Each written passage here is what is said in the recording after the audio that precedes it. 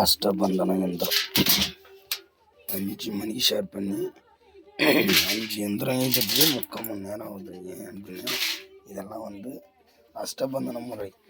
நம்ம வீட்டில் ஏதோ செஞ்சுருக்குறாங்க, ஏதோ இருக்குது அப்படின்னா அது உழைக்கக்கூடிய அஷ்டபந்தன முறை யந்திரம். 5 யந்திரம் எழுதிக்கிறோம். இன்னும் 2வது வாரம் 8:20 ஸ்டார்ட் ஆகும்.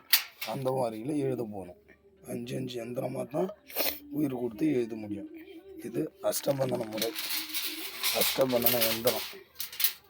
ஓம் நமோ காலபைரவாய நமோ நமக, ஓம் நமோ நம சிவாய, ஓம் நமோ கோரக்க சித்தராய நமோ நமக, ஓம் நமோ காளிகாய நமோ நமக.